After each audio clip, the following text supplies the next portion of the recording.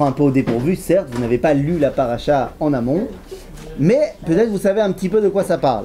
En fait, dans la paracha, il y a uniquement 2 thèmes. C'est tout. Il y a la mort de Sarah et son enterrement, et ensuite toute l'histoire où il faut trouver une femme pour Yitzhak. Ok? Donc en termes de combien de sujets il y a à traiter dans la paracha, il n'y en a que 2. Mais ce sont 2 sujets qui sont intimement liés, on va voir comment. D'abord, j'ai un petit problème, parce que, comme je viens de dire, le premier sujet de la paracha, c'est on traite de quoi? De la mort de Sarah et de son enterrement. Et c'est pour ça que la paracha, elle s'appelle Chaye Sarah. La vie de Sarah, ouais. Quoi? Tu vas parler de sa mort et tu vas l'appeler ça la vie? Nahon. C'est pour ça que j'aimerais qu'on comprenne une bonne fois pour toutes. Quoi? Mais tu fais pas un récapitulatif de sa vie. Si tu me dis, moi je fais une biographie de la vie de Sarah maintenant, alors je comprends qu'on appelle ça Chaye Sarah. Mais là, pas du tout. On te dit rien de ce qu'elle a fait. Rien du tout. On te dit, elle est morte. Ah, tu dis que c'est logique parce qu'on parle du mariage de son fils et qu'elle est morte, alors on va... Et pourquoi pas Chaye Abraham? C'est sa mère. Et pourquoi pas Chaye Abraham? Il est plus...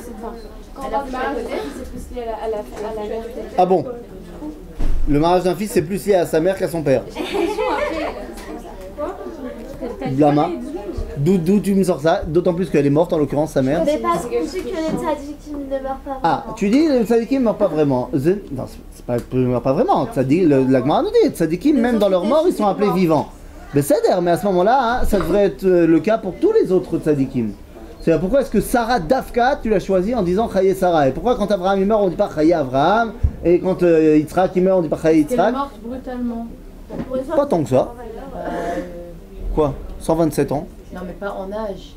Et comment tu sais qu'elle est morte brutalement? Parce que... Tu dis parce que le Midrash, elle a une crise cardiaque quand elle a vu que elle a appris que son fils allait se faire le truc. Ah! Nagid, ah bah c'est un Midrash. Bon alors vas-y. Tu tutoies?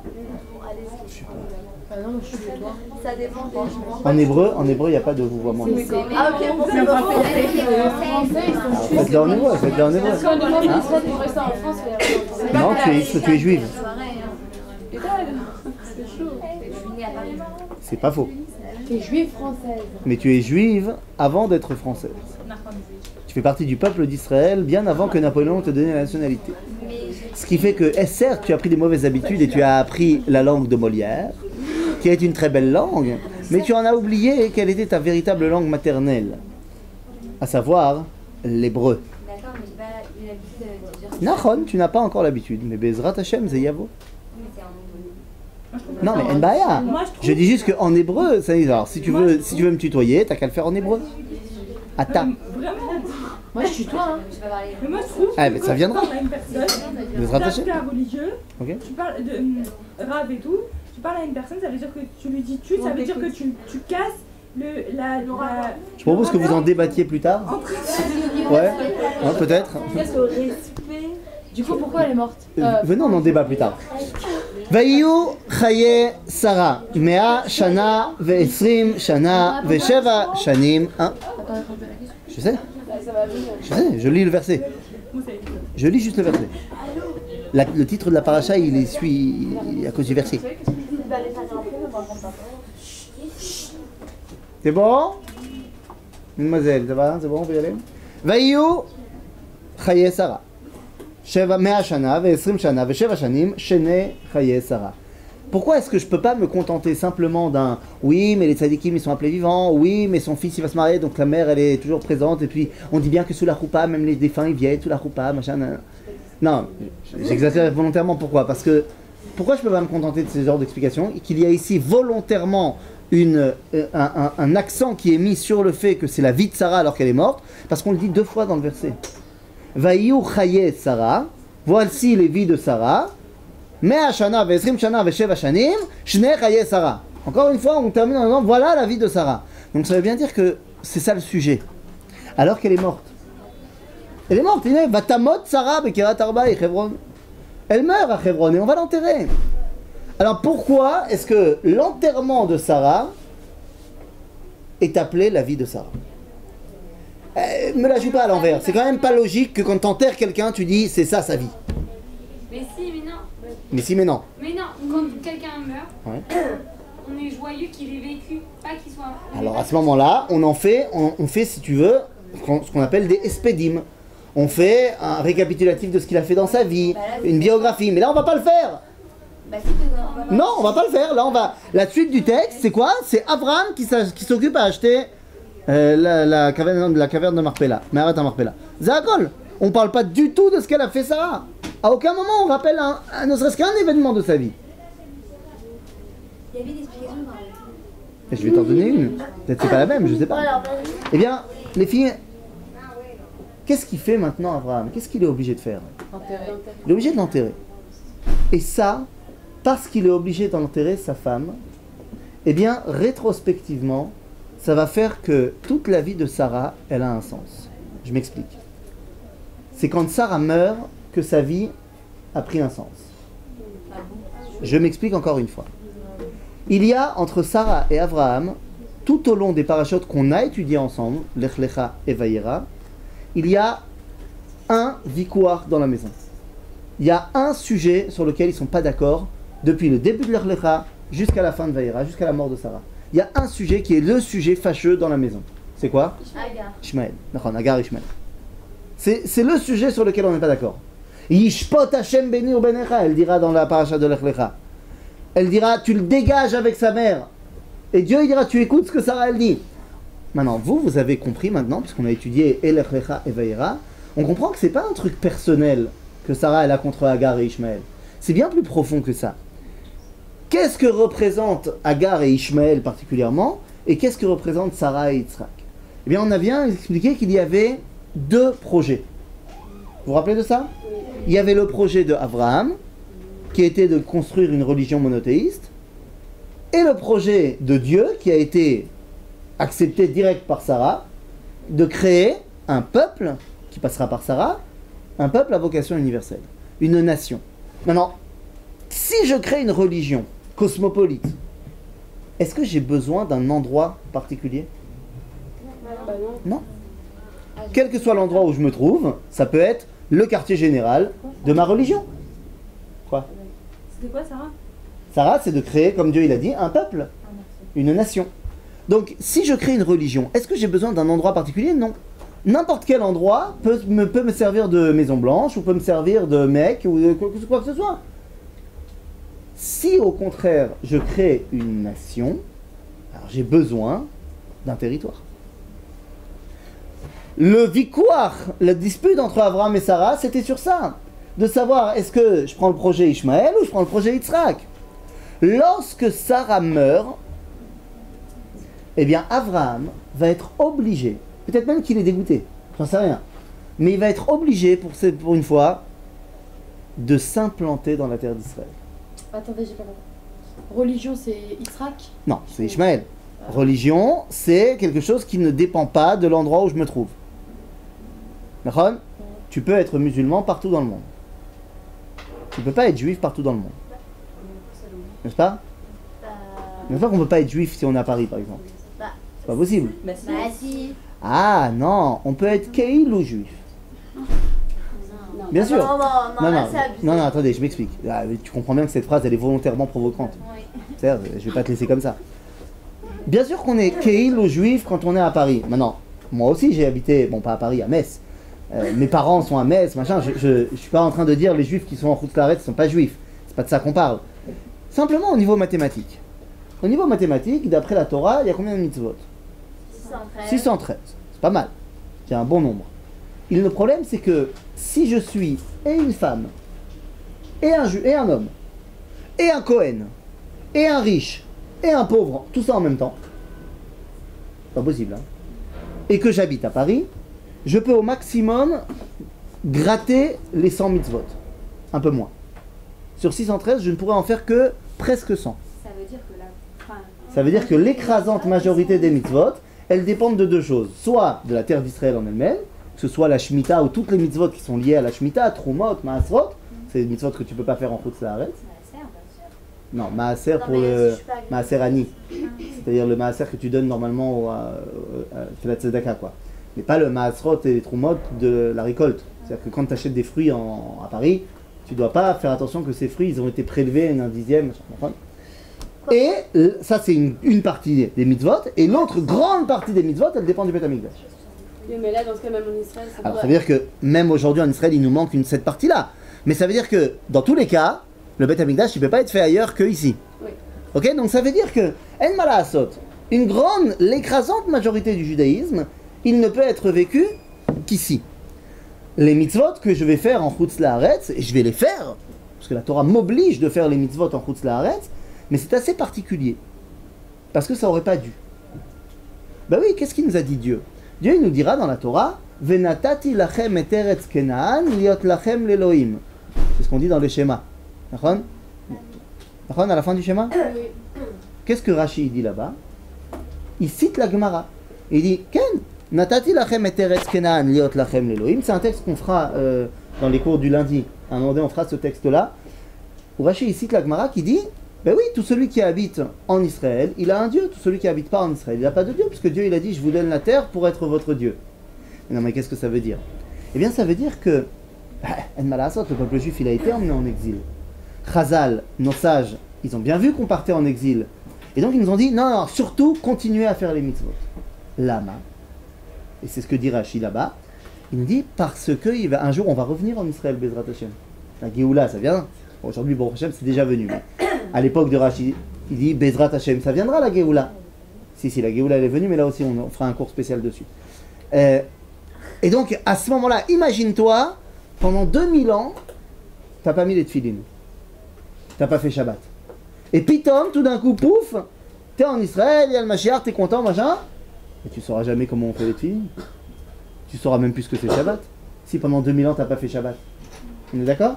Et donc, Chazal nous disent, dans le Sifri, ils nous disent, tu dois continuer à faire les mitzvot en Chutz La'aretz pour te rappeler comment il faudra les faire quand tu viendras en Israël. Donc c'est très important de faire les mitzvot en Chutz La'aretz. C'est obligatoire. Pourquoi? Mais c'est pas leur véritable valeur. C'est un entraînement, si vous voulez. Un entraînement très important, parce que si jamais tu t'entraînes pas, bah, quand tu feras le match, tu seras pourri. Mais ça reste un entraînement. Mais comment on sait la valeur des mitzvot qu'on fait? On sait pas. Ah non, je ne rentre pas dans la valeur des mitzvot. Je dis juste que les mitzvot, elles n'ont pas été données pour être faites là-bas. Parce que la Torah nous dit Ve'ine achukim va'mishpatim asher tzivani etrem la'asot ken bekerev haaretz. Voici les lois et les commandements que je vous ai ordonnés pour les faire dans la terre dans laquelle je vous emmène. En vérité, si on pense comme ça autant venir en Israël et c'est tout, on n'en va plus. C'est-à-dire Ça veut dire qu'en gros. Oui, viens en Israël, c'est bien de venir en Israël, c'est Oui, bien. mais ce que je veux dire, c'est que si on veut vraiment faire les mitzvahs et tout, on est obligé de venir en Ah, bah ça Israël. c'est évident. Mais oui, mais là, vous Pour ceux qui habitent à Paris, qui Ah, mais ils n'ont pas le choix. Excusez-moi, on va pas porter une accusation aux gens. Il y a des gens qui viennent pas en Israël, ils aimeraient bien, mais ils peuvent pas. D'accord? Non, ça arrive. Il y a des gens qui n'ont pas de parnassa, il y a des gens qui... Allô, Tu sais, je vais te dire quelque chose. Regarde, viens, on porte pas d'accusation sur les gens. C'est vrai que... Non, attends, je t'explique. Ce que tu dis, c'est vrai pour... Attends, ce que tu dis, c'est vrai à 100%, je suis à 100% d'accord avec toi, pour la fille de 18 ans. Pour la fille de 18 ans. La fille de 18 ans qui a passé son bac, machin, elle a il n'y a aucune raison, sauf cas extrême, mais de manière extrêmement générale. C'est vrai que quand tu dis, j'ai passé mon bac, si je veux venir en Israël, il y a rarement quelque chose qui va t'empêcher de le faire. Les parents qui t'empêchent, c'est très rare. Ça, j'ai dit, sauf cas extrême, les filles, je travaille avec des jeunes qui viennent en Israël depuis un peu plus longtemps que vous. La majorité des cas, il y a les parents, ils ont peur, ils veulent pas te laisser partir, mais quand tu grattes, c'est pas qu'ils sont en mode Israël, c'est pourri, je veux pas que tu partes. C'est qu'ils ont peur. Il faut simplement leur expliquer que leur fille, elle va pas aller dans un no man's land et tout ça, machin. Et en général, ils se calment, les parents. Il y a des cas extrêmes où des fois les parents vraiment prennent froid, ou alors il y a des maladies, des cas extrêmes. Mais de manière générale, une fille qui a passé son bac, elle n'a pas vraiment de choses qui l'empêchent d'eux. Par contre, des parents qui ont 50 ans, qui ont une famille, qui ont des travaux, machin, là c'est un peu plus compliqué parce que des fois concrètement, c'est pas possible de venir en Israël. Je rentre pas dans le débat. Tu as raison que idéalement, venez, je propose que vous participiez au débat, pas entre vous. Qu'est-ce que tu veux dire? Mais non, c'est pas vrai, on t'entend. Qu'est-ce que tu veux dire? Non, je disais que je trouve que la plupart des personnes qui partent et qui font leur alia, c'est ceux qui sont en difficulté, pas ceux qui ont les malheureux. C'est Gam Nachon. Et c'est malheureux. Et c'est malheureux parce que ça veut dire que la majorité des gens aujourd'hui qui font leur alia, c'est pour de mauvaises raisons. C'est parce qu'ils fuient quelque chose. Et c'est dommage. Parce qu'ils retrouvent le besoin de venir en Israël. Oui, mais souvent c'est parce qu'il y a un problème. C'est une communauté qui est en ce moment qui est en train de fuir l'antisémitisme et ainsi de suite. C'est dommage de fuir. L'antisémitisme, C'est jamais bien.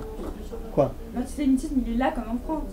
Ah non, ça n'a rien à Et voir. moi, pour la Russie, hein. Ça n'a rien à voir, mais par exemple, ça n'a rien à voir. Ça n'a rien à voir, certes. Mais je suis désolée, mais en France, on n'est pas obligé de se balader avec.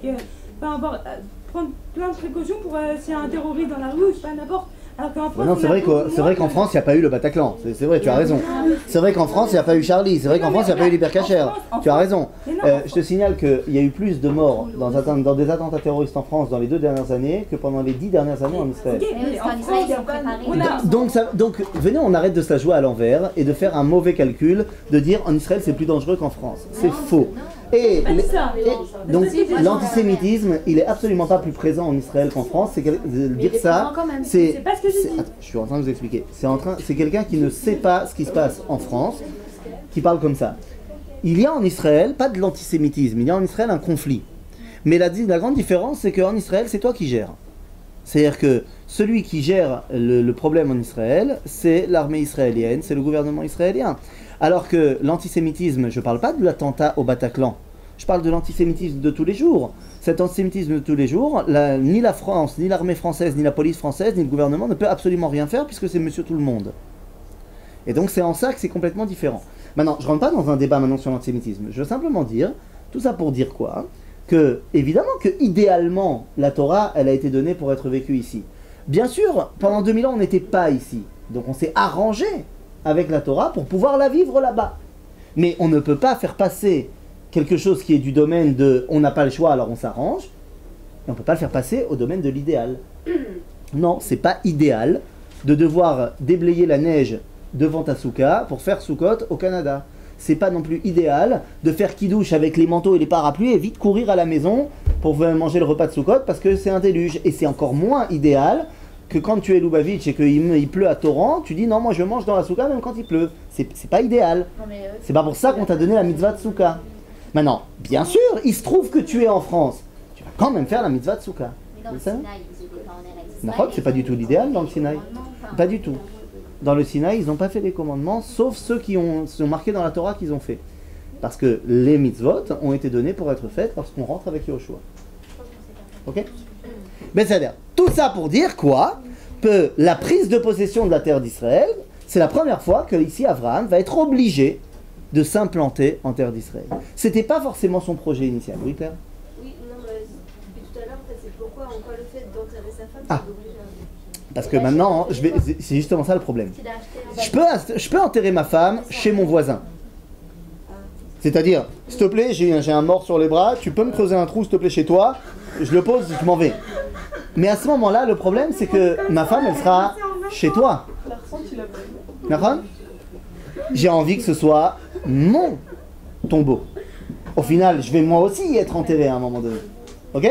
Et donc là, Abraham, oui. Là, on dit que c'est la première fois, mais quand il a fait la Kélat Yitzhak, et donc il a reconnu que c'était Yitzhak, son descendant, comme ça, Mais il s'est pas encore implanté.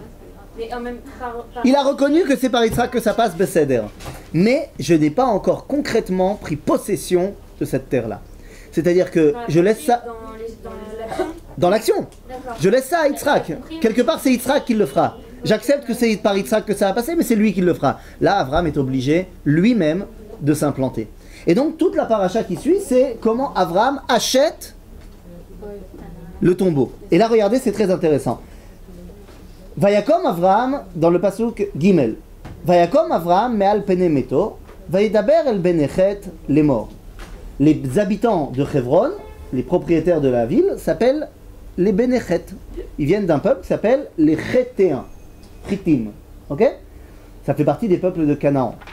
Et il leur dit quoi? Il leur dit Ger vetoshav anochi imachem. Là, Avraham essaye de leur expliquer quelque chose de très important. Les filles, dans ce monde-ci, on est guerre ou on est toshav? J'explique. Qu'est-ce que ça veut dire guerre?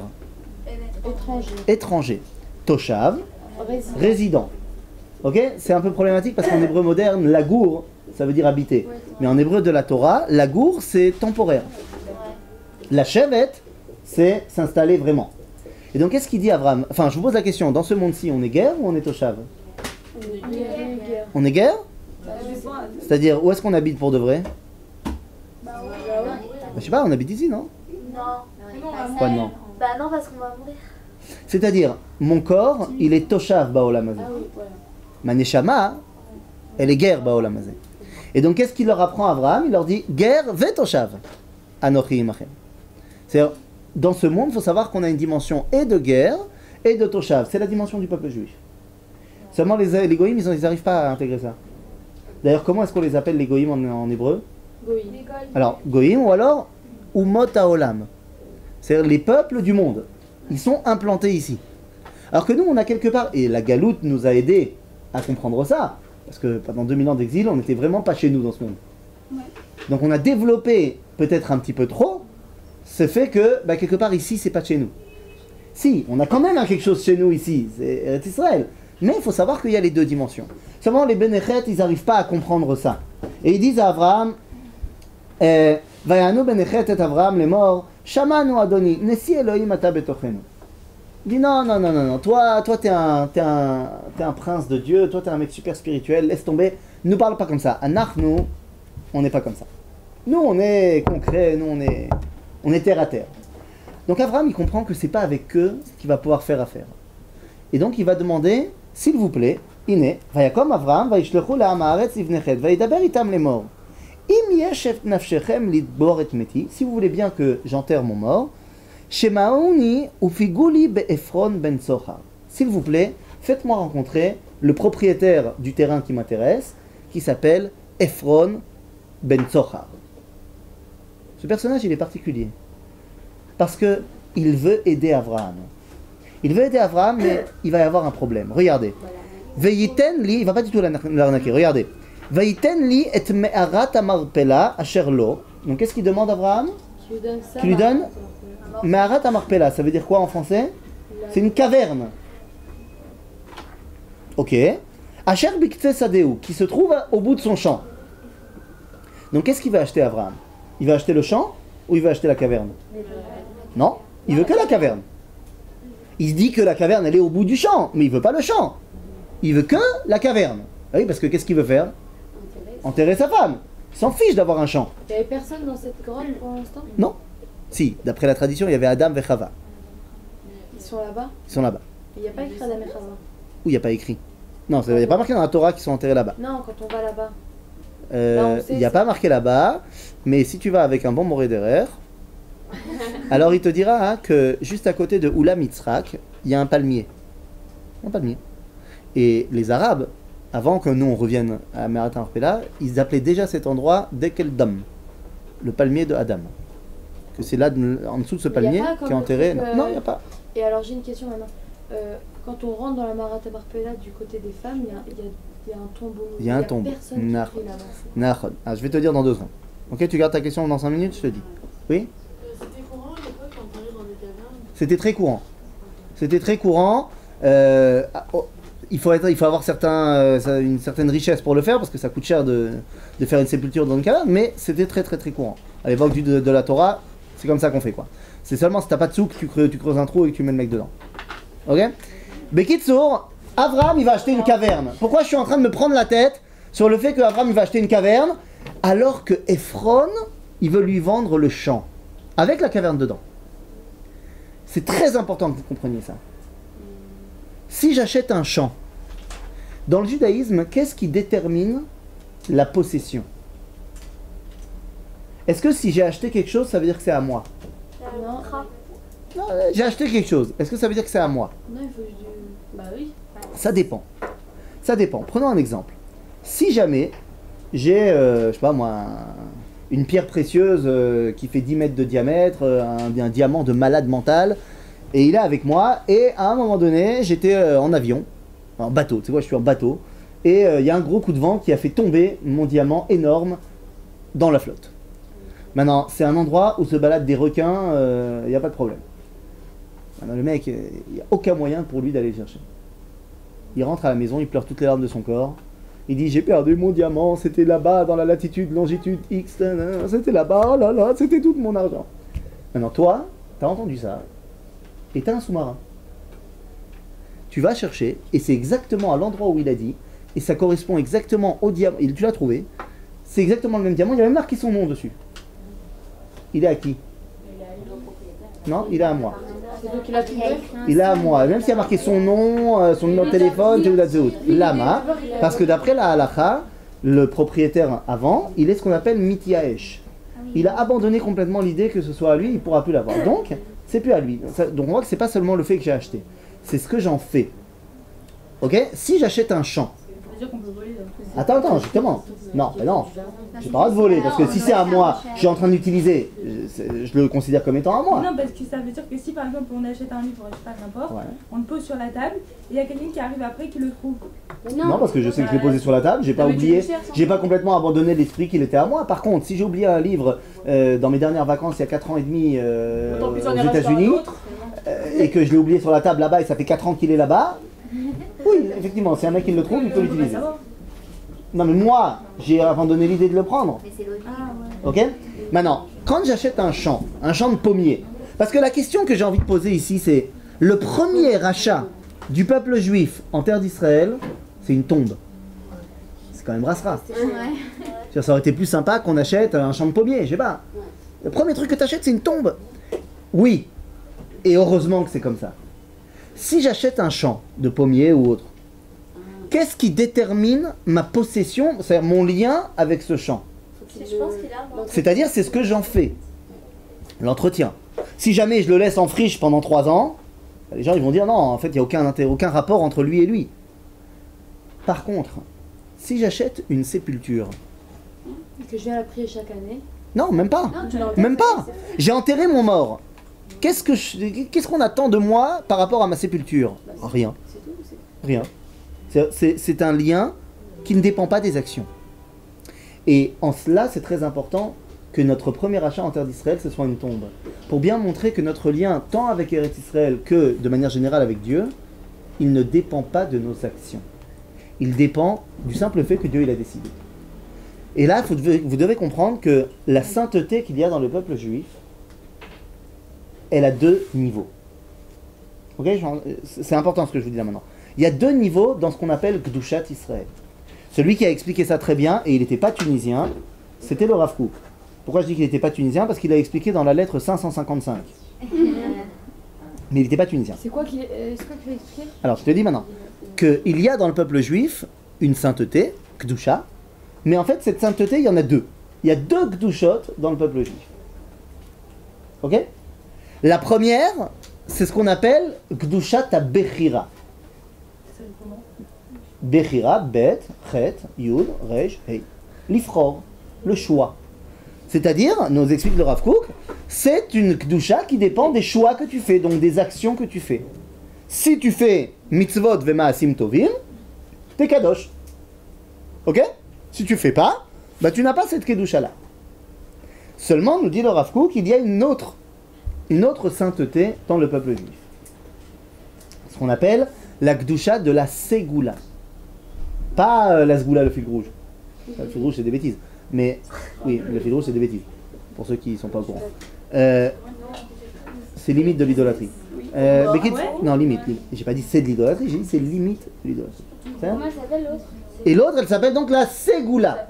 Maintenant, c'est quoi cette Gdusha de la Ségoula, les filles? Oh, c'est quoi? T'es né juive, t'es kadosh. Zemayesh. Lama, kacha. C'est tout. Et c'est cette Kedusha-là qui se dévoile ici en achetant la tombe. Ça ne dépend pas de ce que je vais en faire. C'est un fait. C'est une sainteté et un lien intrinsèque. En achetant une tombe qui dépend pas de... Bah, la seule propriété foncière qui ne dépend pas des actions que je vais en faire, c'est une tombe. Même une maison qu'on n'utilise pas? Bah, une maison, si tu la laisses à l'abandon, qui est délabrée, machin, c'est pourri. Mais une tombe, on ne demande pas de lui mettre des fleurs dessus. C'est une tombe. C'est quoi Ok. le lien avec Israël alors? Et donc ça veut dire que notre lien avec Israël ne dépend pas de nos actions, puisque on a acheté une tombe. C'est un lien intrinsèque. Oui. Est-ce qu'on a le droit de mettre des pierres sur la tombe ou pas? C'est très bien de mettre des pierres sur une tombe. Parce qu'on m'a dit oui. Il faut l'enlever. Très bien de mettre des pierres, nous on met pas de fleurs. Les Koïm mettent des fleurs, nous on met des pierres. Si on met des fleurs, C'est une très bonne question, mais c'est pas le sujet. La réponse se trouve dans le, je sais plus combienième chapitre du Petit Prince, lorsque le Petit Prince va sur la planète du géographe.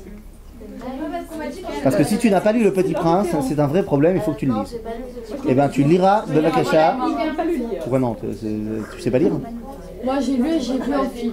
Tu liras Le Petit Prince Bevakasha de Saint-Exupéry, de Antoine de Saint-Exupéry, car c'est un livre extraordinaire. C'est un livre? Non, c'est pas une blague. Quoi? Parce que c'est un goy qui a écrit, alors ça peut pas être un bon livre? Pas du tout, mais le Alors petit quoi? prince quoi. C'est un livre fantastique. Je me rends même pas compte de la morale qu'il y a dans ce livre. C'est un livre fantastique. Est-ce que je peux voir Au moins. Ouais, mais le film, il te fera pas comprendre. Lis le livre, tu peux voir le film aussi, mais il y a en moyenne un cours sur 3 où le Rav Cherki il cite Le Petit Prince. Oh non, Pour te dire à quel point c'est un livre important. Je vais compter. Ok? Bekitsour, pour répondre très rapidement à ta question, là-bas, le Petit Prince il arrive sur la planète du géographe, le géographe lui dit à quoi sur ta planète, il répond il y a 3 volcans et j'ai aussi une rose parce qu'il est amoureux de sa rose. Mais le géographe lui dit non, on note pas les roses parce que c'est éphémère. Nous on note que les choses qui sont durables. Effectivement, les fleurs, dans 3 jours tu as posé ta corbeille, dans 3 jours elle est fanée. C'est pour ça que des fesses Alors que une pierre, c'est éternel par rapport à notre niveau. Il y a une autre raison à cela, qui est que lorsque je vais sur la tombe de quelqu'un et que j'y dépose une pierre en hébreu ça se dit Even. Even c'est un mot qui est composé de 2 mots, Av ve Ben.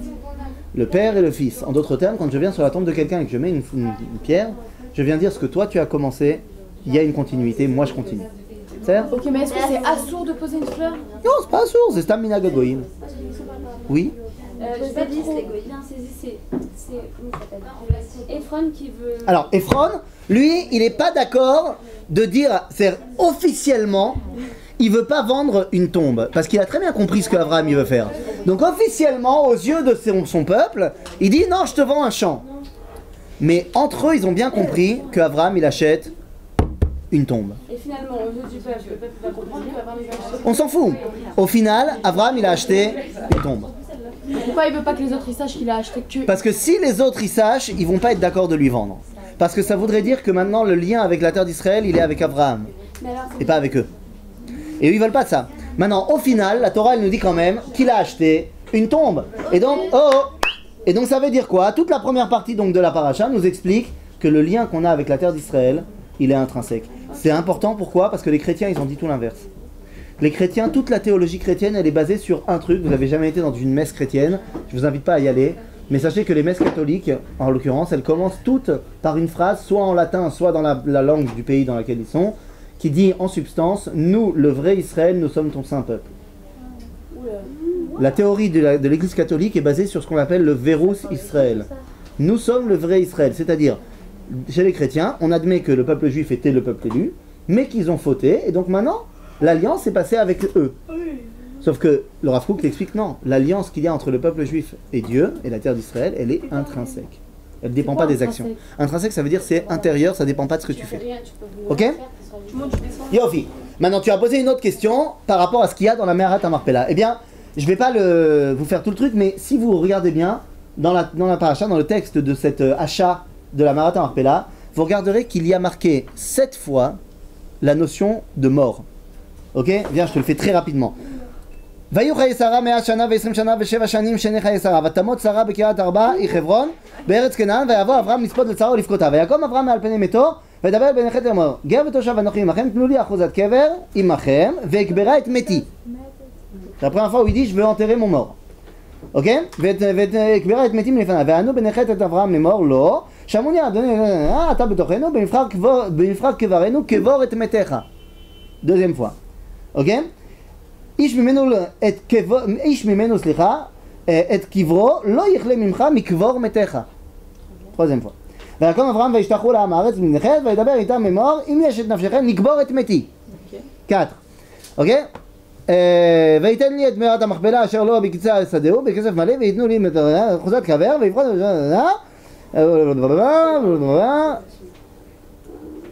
Attends, où est-ce que c'est? הנה, פסוק י"א לא אדוני שמעייני השדה נתתי לה והמערה אשר בו לך נתתיה ולעיני בבני עמי נתתיה לך קבור מתיך. 5. וישתחו אברהם וידבר אל עפרון בן זה בן et ensuite ויקברה את מתי. 7. אוקיי? ויען עפרון את אברהם לאמור לו אדוני שמעייני ואת מתך קבור. והנה c'est terminé. עכשיו שנייה, il y a marqué donc combien de fois? 7 fois. Mais tu remarques que 6 fois il y a marqué Likbor et Meti, et une fois il y a marqué Metra Kevor. Là-dessus, le Gaon de Vilna, il a expliqué que c'est un remez, c'est une allusion, pour nous dire qu'il va y avoir 6 qui sont 7 personnes qui vont être enterrées dans la grotte. C'est marqué 6 fois Likbor et Meti. Ouais.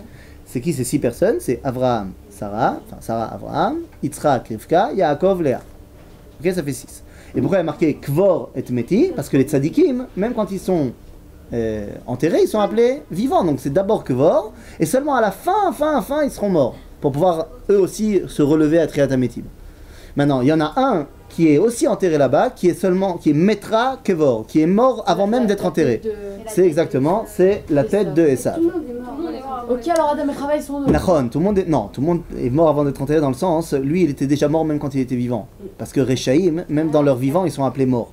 Ok, c'est une allusion. Maintenant, d'après la Haggadah, Adam et Chava ils sont aussi enterrés là-bas.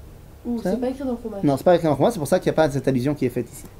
Besséder, voilà, ça c'est la première partie de la paracha. Et la deuxième partie de la paracha, maintenant qu'on a bien établi le lien avec la terre d'Israël, bah c'est bien gentil, mais Abraham va mourir. Le successeur maintenant c'est qui? Bah, c'est Yitzhak. Et le problème c'est que maintenant il va falloir trouver une femme à Yitzhak. Il est pas encore mort là, ouais. Non, il n'est pas encore mort. Et il dit à son serviteur, c'est parti. La paracha qu'on va lire maintenant, qui est le Perek Kaf Dalet, ok, elle est fondamentale parce que sachez que chez les Sfaradim, et particulièrement chez les Tunisiens, c'est un minhag qui est extrêmement important, que le Shabbat juste avant le mariage, le Khatan, il monte à la Torah et il lit cette paracha-là. Avraham Zaken. Alors pas tout ça, mais toute la paracha de quand Avraham il dit qu'il faut aller chercher une femme pour Yitzhak. Semble-t-il que cette paracha-là, c'est la paracha qui explique qu'est-ce que c'est un mariage.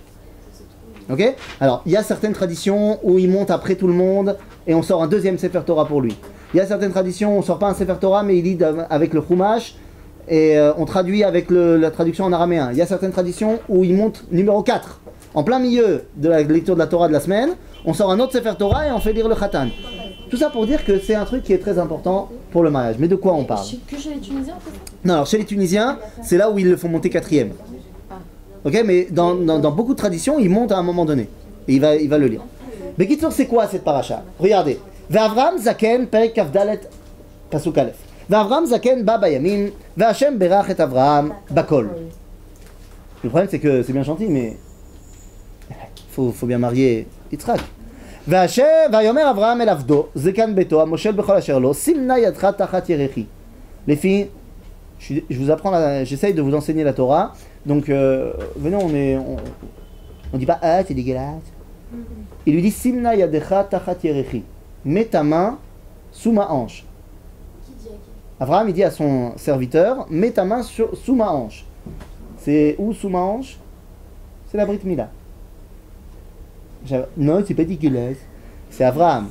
Qu'est-ce qu'il lui dit? Il lui dit « Tu vas maintenant prêter serment ». Sur quoi tu peux prêter serment? Sur la seule mitzvah que j'ai reçue. Oh l'Aïster. C'est-à-dire, mais comme nous on est en mode l'Aïster, alors c'est l'Aïster. Avraham c'est Kadosh. Mais j'avais entendu ça, mais je pensais pas que... Non, c'est Kadosh. Voilà, ça, Avraham ou Kadosh. Vous lisez quoi? Le pasuk Aleph du verset, du chapitre Kaf Dalet. Ah là là, c'est si grave ce que je viens de dire. Ça, même ils en peuvent plus. Hein. Elle avait dit que genre il avait dit sur la Brit Mila, mais ça avait touché. Avraham ou Kadosh. Quand Avraham il parle de sa Brit Mila, c'est comme quand toi tu parles de ton nez. Eh oh, mademoiselle. Avraham ou Kadosh. Ça veut dire que Avraham, quand il parle de sa Brit Mila, c'est comme quand toi tu parles de ton nez et de tes oreilles. Coucher avec un garçon, quoi. Tu fais? Non, Temps mort. Regarde, temps mort. Il y a un gros quiproquo. Viens, on la refait. Temps mort. Aujourd'hui, si j'ai envie de prêter serment, tu es avec moi? Si j'ai envie de prêter serment aujourd'hui, je prends un Sefer Torah. Ok, Va'anim nishba be Sefer Torah. Non! Stam prêter serment. Ok, Stam prêter serment. Hein? On n'a pas le droit. Non, parce qu'aujourd'hui on prête pas serment, mais théoriquement. Hein? Chigna. Quand je veux prêter serment et il y est. quand je veux prêter serment, et donc prêter serment dans la halakha, ça veut dire y mettre le nom de Dieu, c'est pour ça qu'aujourd'hui on ne prête pas de serment, eh bien je prends le nom de Dieu, c'est-à-dire je prends le Sefer Torah. Abraham, il n'a pas de Sefer Torah. Quelle est la seule chose qu'il a liée à Dieu pour de bon? C'est la mitzvah qu'il a reçue. Or la mitzvah qu'il a reçue, c'est Brit Mila. Donc quand il veut que Eliezer il lui prête un serment, c'est par rapport à la Brit Mila. C'est-à-dire, vous avez la colle. Faut pas s'exciter. Et c'est quoi le serment qu'il lui fait prêter? Mais regardez ce qu'il lui dit. Ve'ashbiacha ba'Hashem, Elohei Hashamaim. Je te fais prêter serment maintenant au nom de Dieu, le Dieu du ciel. Ve'Elohei Haaretz, c'est le Dieu de la terre. Asher lo tikach isha livni mibnot haknaani asher ani anochi yoshev bekirbo. C'est quoi ce truc? Pour mon fils, tu prends pas une femme d'ici. Tu prends pas une goya. Moi, je viens d'une famille ashkénaze. Ashkénaze, traditionnaliste, voire assimilé. C'est-à-dire qu'on ne faisait pas les mitzvot à la maison. Et ce qu'on faisait comme mitzvot à la maison, c'était pas parce qu'on était fan de ces mitzvot, mais c'était du folklore. Ou alors pour des raisons familiales. Genre, c'était cachère viande chez moi à la maison, pas parce que mes parents, ils avaient foi dans la viande. Mais parce que comme mon frère, le frère de mon père, c'était le rabbin, et il voulait quand même pouvoir avoir des repas familiaux, alors il lui a demandé de venir cachériser toute la partie viande, et donc viande, c'était cachère. Mais pas parce qu'il était un mahamine de la viande. C'est-à-dire, maintenant, j'ai pas été éduqué dans le sens où il fallait faire Shabbat, où il fallait faire truc. Par contre, il y avait un truc, c'était quoi? Tu ramènes pas une goya. Tu ramènes pas une goya. Mais ça, c'est hyper anti. C'est le classique. Mais barou. Mais je comprends. Mais barou, que ça veut rien dire. Mais non, mais genre les parents qui s'étonnent, ouais, ma fille elle avait un gars, mais t'as éduqué ton Non. enfant, elle a toujours été- Et pourtant, ma mère qui voulait pas, elle dit, tu m'arrêtes pas avec une goya, c'est tout, c'est important, c'est comme ça. Parce que quoi? Hein? Elle dit que genre, c'est pas normal d'avoir un gars à la maison. Non, elle dit, pourquoi tu t'étonnes si tu n'as pas éduqué tes enfants dans la Torah? Alors pourquoi est-ce que tu t'étonnes qu'ils prennent une goya? Et qu'est-ce qu'elle a de mal? Elle est très bien, c'est une fille, elle peut être très sympathique. Tu lui as toujours dit, tu l'as éduqué. Oui, mais c'est quoi? Mais tu comprends? Si je t'ai toujours dit, tu t'habilleras pas en rouge, mais qu'à un moment donné, il n'y a rien derrière ça, bah, il y a un moment donné où je me dis, non, maman, t'es gentille, mais le rouge, c'est joli, quoi. Non, mais tu comprends? C'est-à-dire, s'il y a des valeurs de Torah, tu as essayé d'éduquer tes enfants dans la Torah, parce que Akadosh Baruch Hu, il t'a demandé X ou Y. Alors à un moment donné, toi, tu as grandi, et donc soit tu rejettes ça, tu as le droit, mais sinon, ce qui te retient, c'est parce que tu as appris que les mitzvot, c'était Akadosh Baruch Hu qui t'a demandé. Là, c'est pas, ma mère, elle m'a jamais dit, Dieu, il nous a dit de pas nous marier avec des goyotes. Elle a dit, tu te maries pas avec une goya. Ça, c'est comme ça. Maintenant, quelque part, ça révèle l'appartenance à ce peuple juif qui ne dépend pas des actions. Parce que ça c'est. Nahon. C'est-à-dire que Abraham, il comprend bien qu'il y a une identité qui doit passer. Et cette identité, elle passe pas par les Knaanim. Mais en fait, c'est son choix, c'était son choix, ça Bien sûr. c'est pas interdit. Ben non, il n'y a pas de mitzvot encore. Mais il lui dit, attention, hein, tu ramènes pas une goya. Alors où tu vas? Eh bien, je vais t'envoyer dans ma famille. Tu vas à Haran. Moi, je viens de Haran. Il y a mon frère qui habite là-bas, Nahor. Il a un fils qui s'appelle Bethuel. Et Bethuel, il a une fille. Qui s'appelle Rivka.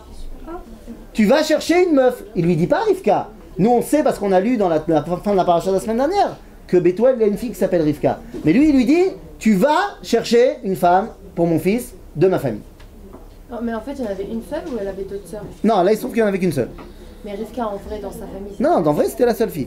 Donc, alors en fait, il savait très bien. Mais Abraham, il avait pas WhatsApp C'était avec la toi. rose parmi les épis. Je savais pas. Rivka. Maintenant, attends. Ok, Eliezer, Eliezer, il est un peu dégoûté d'après Chazal, parce qu'il a une fille. Voilà, mais bon, c'est vite fait, ok. Il a eu un mérite. Besséder, ça sera pas ma fille. Mais là, il pose une bonne question, Eliezer. Il dit, ok, j'y vais. Mais si jamais, je vais là-bas et je trouve une fille, mais qu'elle veut pas venir avec moi, est-ce que je dois ramener Yitzhak? Non. En gros, qu'est-ce qui est plus important? Ramener la femme ou Eretz Israël? La halakha, elle dit que j'ai le droit de sortir d'Eretz Israël pour trouver une femme. Mais Abraham, comme il est à la shoresh, à la racine de l'identité, il dit non, tu le ramènes pas. Yitzhak, il sort pas d'Eretz Israël. Des coudas. Alors ok, il y va, et alors là, il se passe un truc de fou. Regardez ce que le texte dit. Vous avez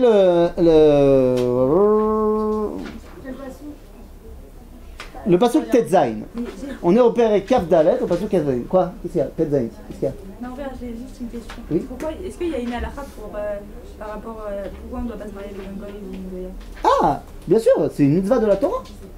C'est marqué dans le livre de Devarim, Lot itraten bam. Tu te marieras pas avec eux. Ah, pourquoi? Bah parce qu'on veut garder l'identité d'Israël. Mais il se trouve que c'est une mitzvah de la Torah.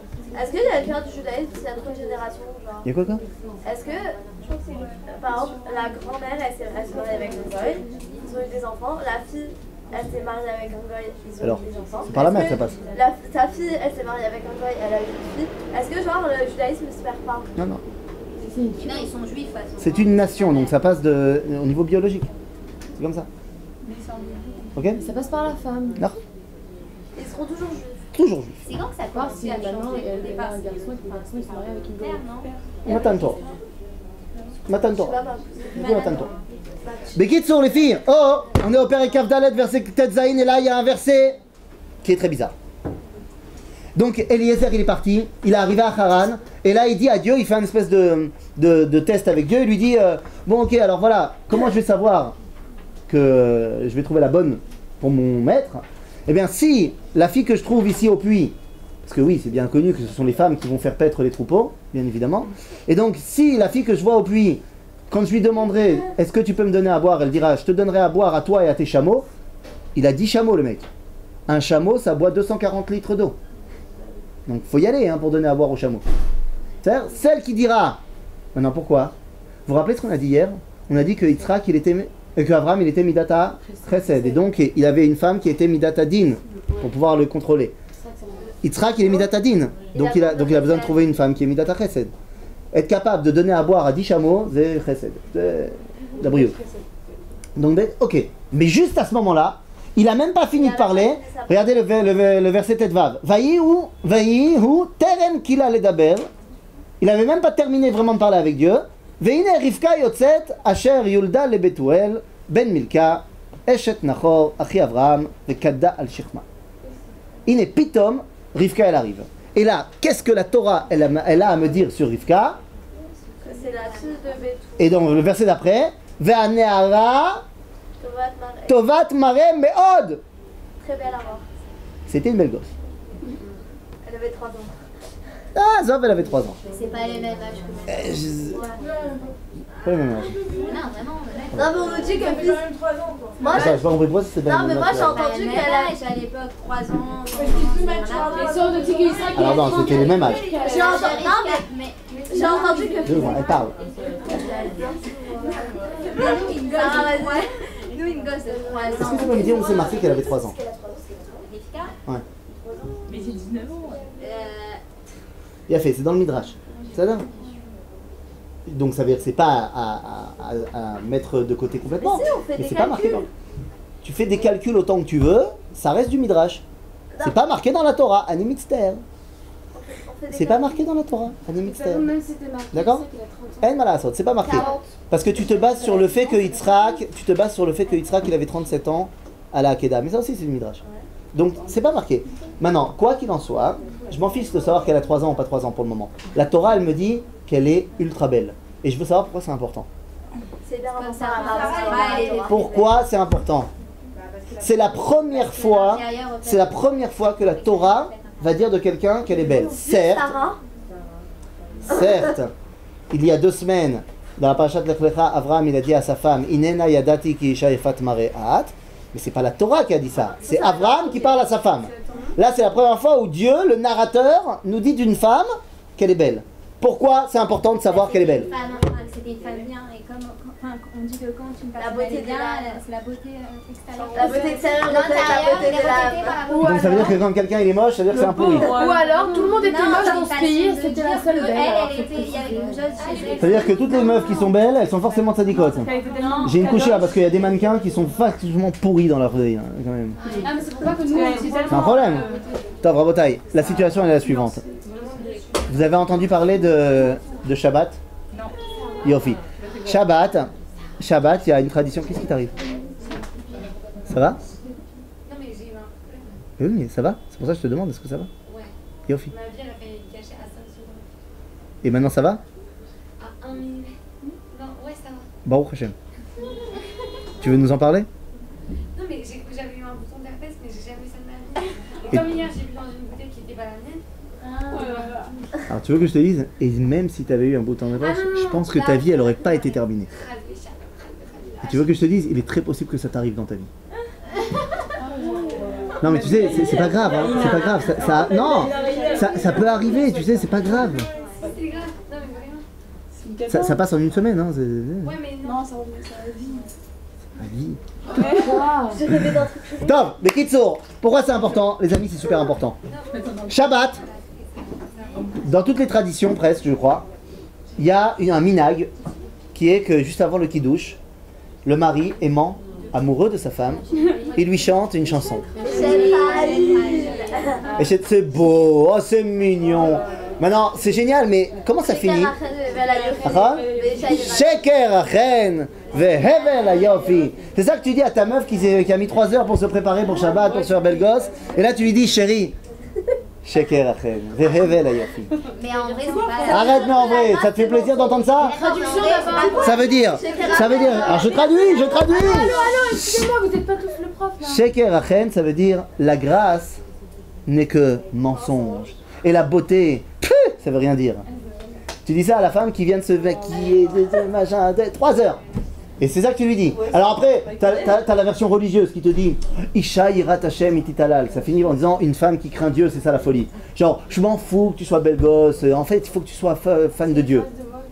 D'accord, donc je vais m'habiller comme une poubelle, y a pas de problème. Je te promets, je vais te tuer. Les filles, c'est quand même bizarre cette chanson-là. Mais en vrai, c'est pas pour la femme. Ça a été écrit ce truc. Mais de base, c'est pas pour la femme. Ah ouais, c'est pour qui? Non, au départ, c'est pas Shlomo Améler. Ils font ça. Mère. Sa mère. Et ça rend la chose plus sympathique. Au départ, des gens genre on dit en Attends. C'est vrai que c'est Shlomo qui a écrit ça pour sa mère. Mais même s'il l'a écrit pour sa mère, ça rend pas la chose plus sympathique. Et le minag d'Israël qui fait que chaque homme il chante ça à sa femme, ça le rend encore moins sympathique. Bon, alors donc, Hein? Bon. Sheker achen. Top. Comprenez-moi bien. Sheker achen. Be'emet sheker achen. La grâce, c'est vraiment du mensonge. Je crois que je l'ai dit à ceux qui étaient là en Elul, ça, malin, tant pis pour vous.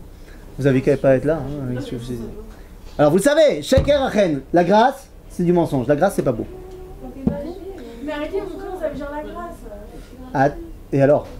C'est très bien d'être gracieux, mais ça veut pas dire que c'est beau. Qu'est-ce que ça veut dire quand un garçon, il dit d'une fille, elle est mignonne? Bah, Ou alors, elle est gentille? On est d'accord? Est-ce que ça veut dire qu'elle est belle? Non. D'accord? Quand un garçon il dit d'une fille, elle a du charme. C'est pas mal. Elle a du charme. Et je dis pas que c'est bien ou mal, mais est-ce que ça veut dire qu'elle est belle? Non, parce que si elle était belle, il aurait dit Elle est belle. magnifique. Et elle a du Ok? Et elle a du charme. Le charme, reine. Ouais, le charme, ça peut Oui, sauf que reine, ça veut pas vraiment dire reine, ça veut pas vraiment dire charme. Reine, ça veut dire la grâce. La grâce en français, ça vient de quel mot les filles? Gratuit. Merci. Non, pas de graisse. Ça vient de gratuit. Comme en hébreu, chen, ça vient du mot chinam. Gratuit, ça veut dire que je mérite pas.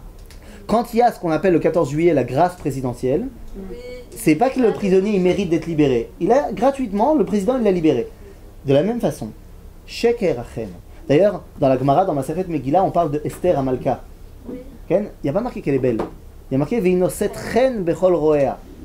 Elle était gracieuse, elle avait du charme, si tu veux. Mais en gros, ça veut dire que quoi? C'est-à-dire qu'elle n'était pas belle. Et c'est ça, tous les Chazal, ils se demandent, si elle est belle, alors c'est normal que Achashverosh il la prenne. Si elle est moche, alors que Achashverosh il l'ait choisie parmi toutes les belles gosses, ça prouve que Dieu, il était là dans l'histoire. C'est ça? En gros, sheker achen. Benet, la grâce, c'est pas beau. Avala yofi, c'est le sheker. Benet, ce qui est beau, c'est beau. Qu'est-ce qui est plus beau? Une vache ou une dinde? Qu'est-ce qui est plus... C'est kiff-kiff, hein. Par contre, vous êtes d'accord avec moi qu'une vache, c'est moins joli qu'un bambi? Une brebis. C'est gracieux un bambi. Non, c'est plus joli. C'est plus joli, pas shoot. Il y a des notions d'esthétique qui sont claires. Ok? Maintenant, les filles, c'est très important. Parce que si la beauté n'est pas un mensonge, Shlomo, il a dit que c'était Hevel. Et c'est pas vanité, Hevel, non. Hevel, la traduction de Hevel, c'est... Un souffle. Non, la fumée. Et là, il fait chaud, donc tu vois pas la fumée. Ah. La fumée. Non, c'est pas que c'est éphémère.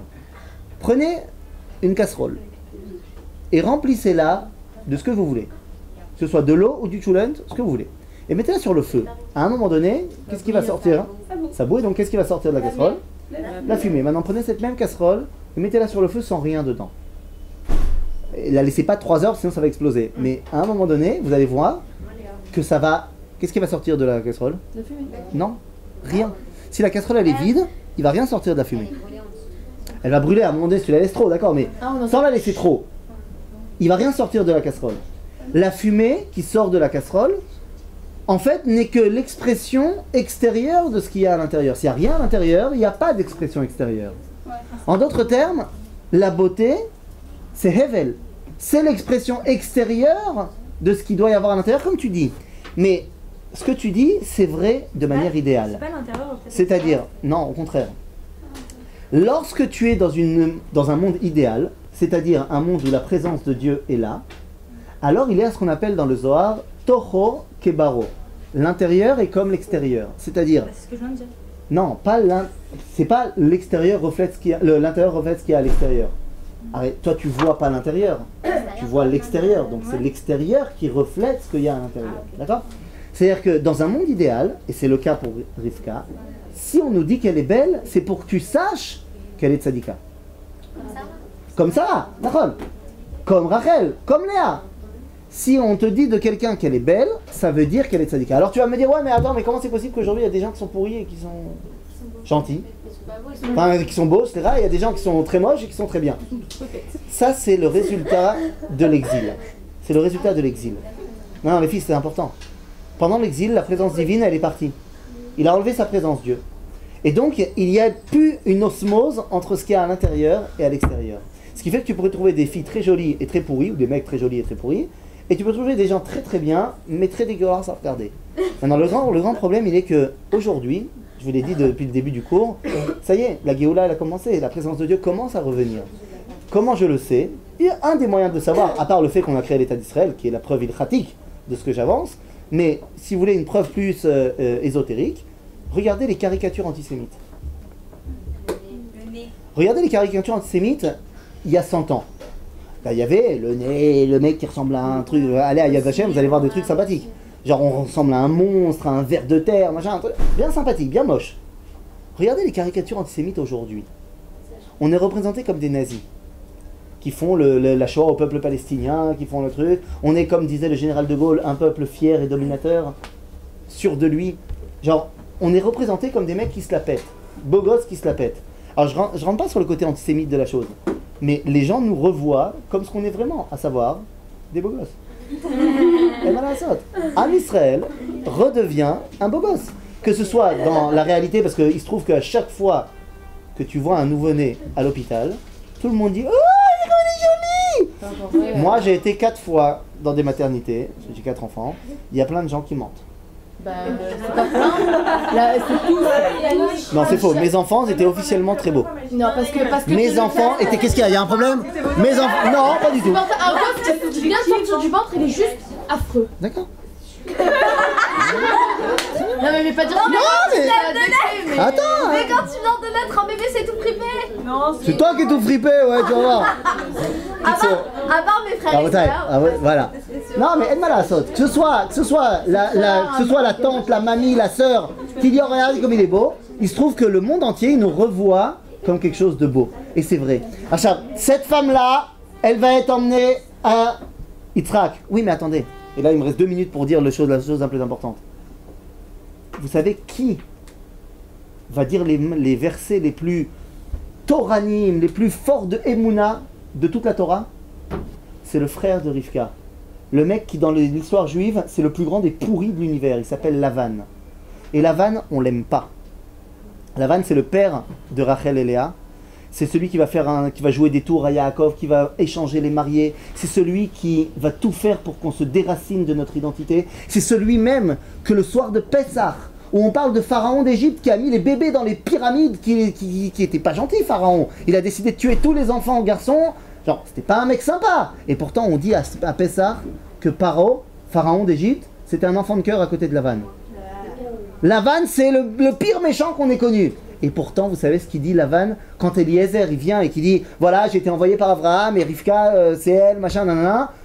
Qu'est-ce qu'il dit Lavan? Il dit mais Hachem yatsa adavar. Ah bah si tu le dis, c'est que ça vient de Dieu. Après, lorsque Eliezer il lui dit à la fin de l'histoire ne me retenez pas, laissez-moi partir, il dit chas v'shalom, on peut pas t'empêcher de faire ça. Si tu fais ça, c'est que Dieu il a voulu ça. C'est ironique. Et non, c'est pas ironique. Tu sais ce qu'il dit aussi Lavan, il dit Vayevarechu et Rivka. Il va même bénir Rivka avant de la laisser partir. À tel point, Lavan, il va dire des choses comme ça que dans la halakha, pour se marier, il y a une bracha. Baruch ata Hashem Elokeinu melech haolam, asher kideshanu b'mitzotav v'tzivanu ala harayot, ve'asar lanu et ha'arusot, ve'itir lanu et hanesuot lanu al yedei chupa ve'kiddushin, Baruch ata Hashem mekadesh Israël al yedei chupa ve'kiddushin. Cette bracha-là, vous savez qui c'est qui nous l'a appris? Lavan. C'est comme ça qu'il a fait la bracha pour Rivka. Maintenant, cette bracha-là, c'est une bracha fondamentale. Nous dit Rabbi David Abu Darham et le Rif, Rabbeinu Yitzhak Al-Fassi, donc les plus grands décisionnaires de la Torah. Cette bracha-là, elle est fantastique, je vais la traduire maintenant. Ouais, c'est comme la couleur blanche. Je veux pas vous prendre de votre temps de repas, donc je vous le dis simplement très rapidement. Cette bracha-là, elle veut dire, Dieu il nous a sanctifiés par ses commandements, et il nous a interdit les femmes qui sont fiancées, et il nous a permis les femmes mariées. Asher asar lanu et ha'arusot, qui nous a interdit les femmes fiancées.